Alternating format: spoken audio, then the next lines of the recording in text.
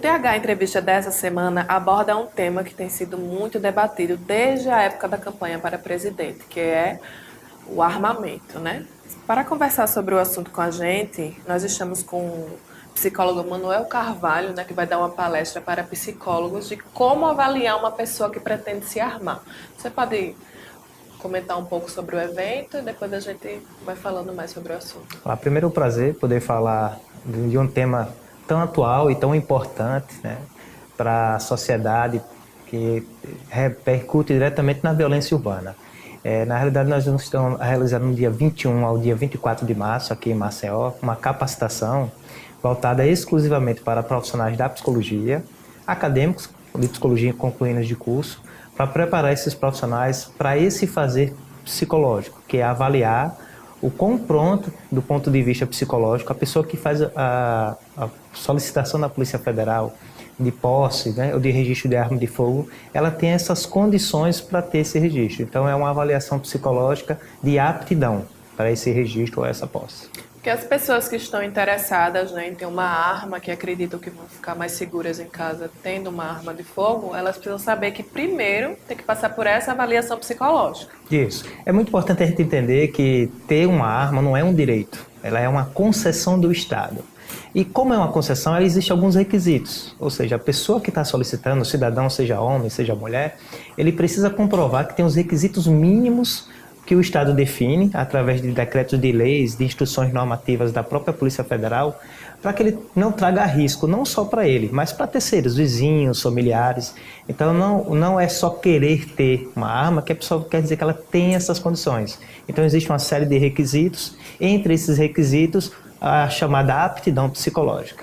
Qual o perfil das pessoas que têm procurado o Conselho de Psicologia para tentar essa posse de arma? Essa posse ela é feita, na realidade, junto à Polícia Federal. Normalmente, atualmente, existe uma limitação maior de quem poderia solicitar essa posse, esse registro de arma. Com o novo decreto agora em janeiro, a gente costuma dizer que houve uma flexibilização maior. Um dos requisitos era comprovar a necessidade efetiva de ter essa arma. Com o decreto, praticamente essa comprovação de necessidade ela não existe. Então, qualquer cidadão maior de 25 anos, atendendo os requisitos, idoneidade, residência fixa, ocupação idônea, né? Não ter processos penais ou boletim de ocorrência aberto contra eles, eles têm a priori os requisitos para solicitar esse registro, essa posse de arma de fogo. Precisa também ter uma capacidade técnica de manuseio, ou seja, é necessário fazer um curso, um treinamento de manuseio de arma, e entra aí a situação também obrigatória da avaliação psicológica. Atualmente quem solicita? Donos de comércios, o público masculino ele ainda é muito mais predominante do que o público feminino, a solicitação. Eu acredito que com esse novo decreto vai ampliar muito esse perfil do cidadão hoje que solicita ter uma arma de fogo em sua casa. O decreto também ele ampliou a quantidade de armas que é possível, né? Hoje vai ser possível registrar 4 armas e o prazo desse registro também, que era de 5 anos, ou seja, a cada 5 anos precisasse fazer uma renovação de registro, ele agora passa a ser de 10 anos. E o que é que o psicólogo avalia, principalmente, quando uma pessoa procura ter essa posse que vai passar por uma avaliação psicológica? É importante que o objetivo não é avaliar, né, como as pessoas trazem no senso comum, se a pessoa é louca ou não. Esse não é o objetivo dessa avaliação. Existem alguns indicadores psicológicos favoráveis, entre eles estabilidade emocional, controle e habilidade cognitivas adequadas, como atenção, memória, inteligência. E existem alguns estudos que baseados nessa avaliação que são os contraindicadores. O que seria um contraindicador? A presença de desequilíbrio emocional, autoimpulsividade ou agressividade, presença de transtornos psicológicos, como depressão, transtornos da ansiedade, transtornos esquizofrênicos. E aí o profissional ele precisa avaliar esses indicadores psicológicos e, identificando, ele vai julgar se aquele candidato, aquele interessado em ter uma arma na sua casa, ela é apta do ponto de vista psicológico ou é inapto. Se for inapto, é recusado aquele pedido, né, de concessão de posse, mas aí há a possibilidade, depois de 30 dias, de pedir uma nova reavaliação.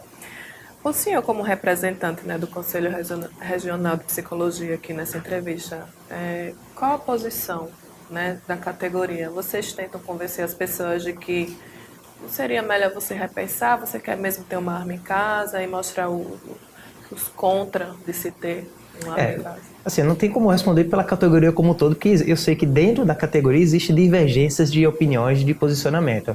Mas enquanto psicólogo, né, que hoje sou também conselheiro, presidente da Comissão de Ética, eu entendo que a violência urbana hoje é um grande problema, né? E a arma não vai significar uma maior segurança, até porque dentro da utilização de uma arma de fogo existe uma série de fatores complicadores, como o próprio equilíbrio emocional da pessoa, o preparo e o treinamento para se usar a arma. E dos estudos, pelo menos que eu tenho tido contato, as pessoas com arma, inclusive profissionais da segurança pública, né, quando no seu momento de lazer, diante de uma situação de risco, se eles não estiverem preparados, e olha que a gente está falando de profissionais da segurança pública, eles acabam tendo uma reação desproporcional que pode aumentar ainda mais o risco. E aí, do meu ponto de vista enquanto psicólogo, eu vejo que a arma não é uma ação, né? Ter uma arma de casa não é uma ação efetiva de garantia de uma melhor segurança pública ou uma segurança privada. É muito importante a gente abrir essa discussão, inclusive, com a sociedade. Será que realmente ter arma em casa vai trazer uma maior segurança para as pessoas? Até porque a violência está na rua, não é? A gente não vê um número alto, pelo menos as estatísticas não mostram que tem um número alto de invasão de residências. Você vai ter a sua arma dentro de casa, a violência está na rua. Isso, é bem lembrado para você que o novo decreto ele altera a posse, né? E não o porte. A posse é você ter o direito de adquirir uma arma, mas essa arma ela vai ter que ficar ou na sua residência ou no seu no seu comércio, né? Na sua empresa. Não é para andar com ela na cintura por aí. O porte no Brasil ele ainda é proibido para o cidadão. Espero que continue ainda sendo proibido, porque o novo decreto ele não mexe no porte, ele mexe apenas na posse. Então, portar uma arma hoje ainda é crime, né? A pessoa que, com exceções de algumas categorias, como policiais, né, guardas municipais, auditor da Receita, que existe uma legislação específica que esses profissionais, pela sua profissão, não pela questão de ser cidadão, eles têm o direito a portar a arma. Mas o cidadão comum, a grande maioria que hoje tem pedido a posse de arma, eles não podem portar uma arma de fogo, isso é crime, né? A que o senhor atribui essa necessidade que muitas pessoas têm para se sentir mais seguras, ter essa posse de arma? É culpa do Estado? É a violência que está crescente? Essa questão do feminicídio, né, que as mulheres se sentem... Eu acho que essa é uma pergunta crucial se fazer, né? Eu acho que tem muito a ver com a própria violência urbana que a gente vivencia hoje. A gente não pode negar que vivemos em uma situação que cada vez maiores índices de violência, os riscos, as famílias cada vez mais presas dentro do seu próprio lar, dentro da sua residência, né? Mas eu acho que é um fator muito complexo, né? E existe ainda a questão cultural, né? De achar que um objeto simbólico, que a arma ela não deixa de ser um objeto simbólico, ela possa trazer maior segurança psicológica, entre aspas, para aquela pessoa que porta. Então, existe aí, eu acho que fatores bem complexos que precisam ser pesquisados, precisam ser investigados, mas de uma forma geral, a disseminação dessa violência urbana, que cada vez realmente, cidade cada vez com mais população, com mais violência, com mais problemas urbanos, desigualdades sociais, né? E essas desigualdades, né, essas violências, elas acabam trazendo a sensação de insegurança. Então, o cidadão acaba procurando algo simbólico, que pelo menos melhore sua sensação de segurança. E querendo ou não, para algumas pessoas ter uma arma em casa, traz essa sensação de maior segurança. Agora, é muito importante a gente lembrar que existe uma grande responsabilidade para quem tem uma posse de arma, inclusive trazendo risco para seus familiares, seus parentes, caso ele não tenha adequado preparo, não tenha o senso de responsabilidade de como guardar essa arma, de como utilizar. Eu li alguns artigos que falam que especialistas se preocupam com a questão do aumento do feminicídio, com essa questão da arma em casa, né? Porque nós somos um país culturalmente que as mulheres sofrem muita violência. O Brasil é um dos campeões, infelizmente, mundialmente, de violência contra a mulher. E essa violência ela acontece principalmente dentro da residência. E aí dentro da residência vai ter uma arma, hoje mais facilmente, com mais fácil acesso, né, para as pessoas. E aí pode ser realmente utilizado para violentar, ter algum tipo de agressão, de ameaça contra a esposa, contra a companheira. Então é uma preocupação bem realista. E quando essas pessoas que já alimentam essa ideia, né, de que ter uma arma é segurança, elas tem esse sentimento alimentado por representantes públicos, né? Essa questão se agrava. Sim, com certeza. Eu acho que a gente vive num momento cultural hoje delicado, né? De que parte dos nossos representantes traz uma cultura, uma disseminação, até de talvez um discurso mais violento, né? A própria questão de armar a população. Será que realmente armar a população vai ser uma solução? E nós vivemos, enquanto nação mesmo, um momento também preocupante pelo nosso histórico recente, né, dos problemas políticos, mas também da grande violência urbana que a gente vê. A gente não pode negar que existe um grande problema hoje de violência urbana no país. Mas quais são as soluções? Será o Estado não estaria pondo a responsabilidade no próprio cidadão de se manter seguro? Não seria... Eu acredito que parte dos representantes entende que não pode tirar do cidadão o direito dele se defender, né? Mas até que ponto esse direito de se defender pode também virar uma forma de violência contra um outro cidadão? Essa tem que ser uma preocupação, eu acho que não só da psicologia, mas de toda a sociedade, de toda a categoria, de todos os cidadãos, melhor dizendo. O senhor tem alguma opinião com relação aos adolescentes que recentemente invadiram uma escola, né, na cidade de Suzano, em São Paulo, e acabaram matando 8 pessoas? Como que eles podem ter sido incentivados por essa questão de ter arma?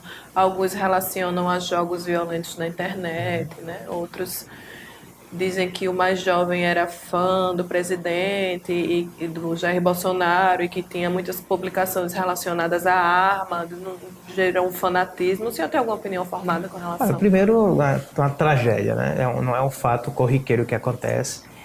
Segundo, eu acho que isso pode ser um retrato, né, ou pelo menos um indício de que nós estamos vendo uma sociedade adoecida, né?